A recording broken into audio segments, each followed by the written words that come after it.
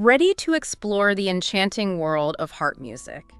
Maybe you've heard a piece so beautiful it left you thinking, I wish I could play that. I know that feeling. Well, today's deep dive is for you. We're taking on the complete beginner's guide to learning the harp. And trust me, it's packed with more than just pretty pictures of harps. You'd be surprised how many people think the harp is this almost mythical instrument. Right. Reserved for, well, angels or musical geniuses. Like it takes some superhuman ability to even touch those strings. Exactly. But this guide does a fantastic job of dispelling that myth right away. In fact, it shares a story about a woman named Sarah, who always dreamed of playing the harp, but thought she was too old to start at 40. 40? Wow. She picked it up quickly, even surprised herself. And now, a few years later, she's performing in her community orchestra. No way. If Sarah can do it, why not you? Right. I love that energy. Yeah. And it makes me wonder, what is it about the harp that makes it so approachable, even for someone like Sarah who's starting a bit later in life? Well, for one, the harp has a surprisingly long and rich history. We're talking 3000 BC, ancient Mesopotamia, ancient Egypt. This instrument has seen it all. Wow. And the fact that it's endured for centuries across different cultures tells you something. It's not some exclusive club, it's an instrument that speaks to something universal in us. I'm already feeling more connected to this instrument, and I haven't even touched one yet. But speaking of getting our hands on a harp, let's talk selection. Full disclosure, I find myself a bit overwhelmed by all the options. Where do we even begin? I understand, it can feel like stepping into a magical music shop with endless possibilities. That's where the guide really shines, breaking down the three main harp types, ideal for beginners: lever harps, non-pedal harps, and pedal harps.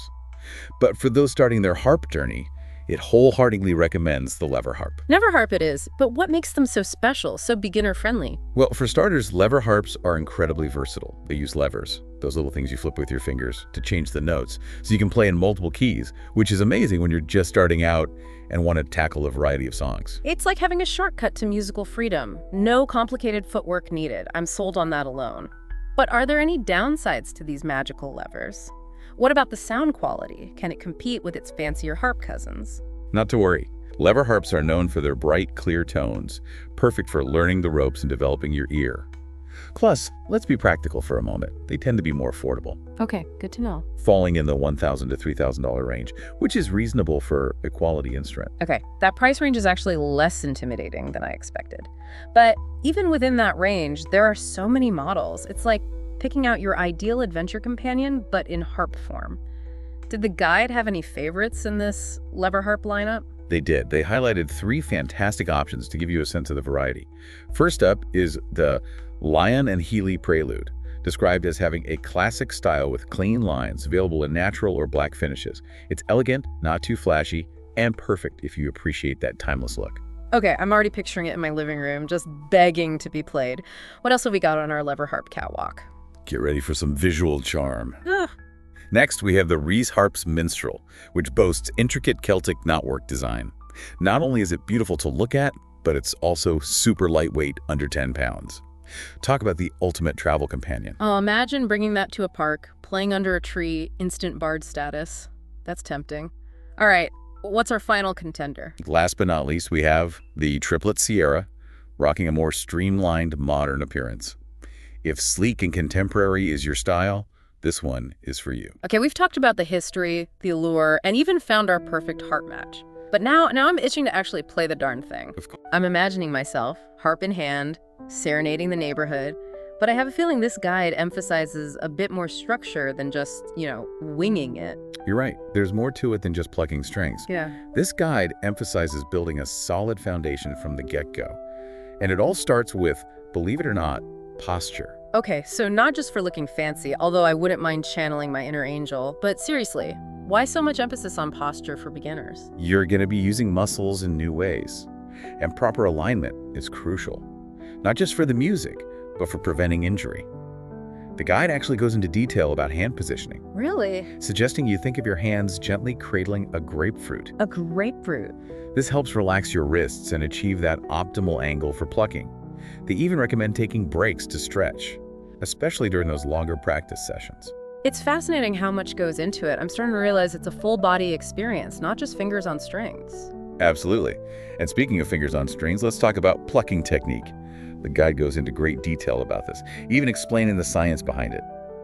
Did you know you're supposed to pluck with the soft, fleshy part of your fingertips? Really? Not the very tips. I probably would have instinctively gone for the tips. Why the fleshy part? It's all about maximizing resonance and creating a full, rich sound. The guide says to think of it like gently pulling the string away from the soundboard, letting the note bloom rather than just plucking at it. And the direction matters too. You want to pluck in an upward motion for most techniques. They even illustrate this with diagrams so you can visualize exactly how your hand should be positioned. I love that they're not just telling you what to do, but explaining the why behind it makes it so much easier to grasp, even for a total beginner like myself. But let's talk tuning. Is that something I, as a newbie, can tackle on my own? Or am I destined for a lifetime of awkward silences as I fumble with the tuning key? You'll be happy to hear that tuning a lever harp is generally considered easier than tuning some other stringed instruments. Okay, good. The guide even walks you through the process step by step, Nice. including how to use an electronic tuner, which, let's be honest, is a lifesaver. And they emphasize the importance of checking your tuning regularly, even if you think it sounds okay. Okay, good to know. Small victories, right. But before we move on to actually playing music, let's talk harp care. These are delicate instruments after all. I'm envisioning special cleaning cloths, maybe a feather duster, maybe even serenading it each night. A serenade is always a nice touch. Yeah. But the guide keeps it refreshingly practical. Regular cleaning with a soft, dry microfiber cloth is key. No harsh chemicals. And avoid extreme temperatures or humidity, as these can wreak havoc on the wood and strings. So essentially, treat your harp like you would a good friend, with care and respect. But enough with the prep work, right? When do I get to actually play some music? Tell me the guide has some beginner-friendly tunes lined up. Absolutely. Get ready to add some classics to your repertoire. The guide recommends starting with beauties like Shenandoah, Danny Boy, Greensleeves, even Amazing Grace. And they don't just throw these songs at you, they explain why they're great for beginners. Wait, hold on. Are you telling me I can realistically learn to play Amazing Grace as a beginner?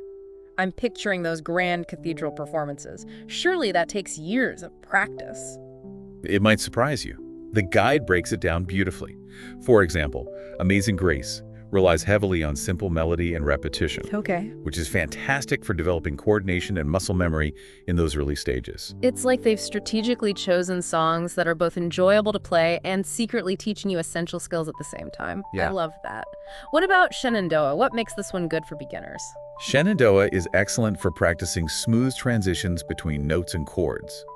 The guide points out that the chords used in this song are fairly basic, allowing you to focus on achieving a flowing, connected sound. It's also a great song for developing dynamics, that is, the ability to play softly and loudly, adding emotion to your playing. So it's not just about hitting the right notes, but about infusing them with feeling. I love that. Now I have to ask about Danny Boy. What's the learning curve like for this one? It's always gotten me, right in the feels, even just thinking about it. What makes it good for beginner harpists to learn? It's a beautiful melody, you're right, and it evokes such strong emotions. The guide emphasizes that Danny Boy is perfect for developing your expressiveness on the harp. The focus here shifts from technical precision to capturing the nuances of the music. Okay. Using dynamics, tempo changes, even just the way you pluck the strings to convey the song's inherent, sadness and longing. It's like taking those foundational skills and adding your own personal touch. That's really cool. But I know our deep dive listeners, they like to go beyond the basics once we've mastered these beginner tunes and built up some confidence. What does the guide suggest for leveling up our harp game? Well, for those eager to take their skills to the next level, the guide recommends exploring the world of technique exercises. Technique exercises. Think of it like musical cross-training for your fingers. We're talking scales, playing notes in a specific sequence, and arpeggios playing the notes of a chord one after another. They might sound a bit technical, but these exercises are like building blocks for more complex playing. So it's about strengthening those musical muscles. What can I actually do once I've mastered these drills? Will I be able to play faster or what? Absolutely. Regular practice with these exercises improves your dexterity, speed, and accuracy, which in turn opens up a whole world of musical possibilities. The guide specifically mentions that mastering scales will allow you to play more intricate melodies and improvise with greater fluency. Improvising on the harp, that sounds amazing. And speaking of exploring possibilities, what about those different harp tunings I've heard whispers of? Ah, yes. The guide dives into the fascinating world of harp tunings. You see, unlike some instruments, lever harps allow you to change the tuning of individual strings, which drastically alters the sound and feel of the music. The guide talks about Celtic tuning, often used for traditional Irish and Scottish music, and flat harp tuning, which can make playing in certain keys smoother. There's even double harmonic tuning, Wow. used in Middle Eastern music, Yeah. which creates this incredibly rich, resonant sound. Wow, so just by changing the tuning, I can transport my harp to a whole new musical landscape. That's mind-blowing. It's like having multiple instruments in one. Exactly. And the guide encourages experimentation, urging you to listen to music in different tunings and see what resonates with you.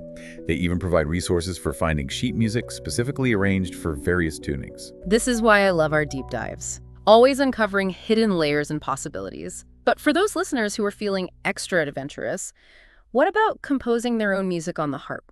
Is that something a relatively new player can even consider? The guide wholeheartedly encourages it. It reminds us that the harp, with its ethereal and versatile sound, lends itself beautifully to composition. They recommend starting small, maybe by improvising melodies over simple chord progressions, or trying to arrange a favorite song for the harp. It's about tapping into your own creativity and seeing what emerges. That's such an inspiring thought, that anyone can create their own music, even on an instrument as seemingly complex as the harp. It's about unlocking that inner musician. But before we all run off to compose our harp symphonies, did the guide offer any practical tips? Maybe even some tech support for us aspiring harpists? They did. They highlight some fantastic apps that can aid your harp journey.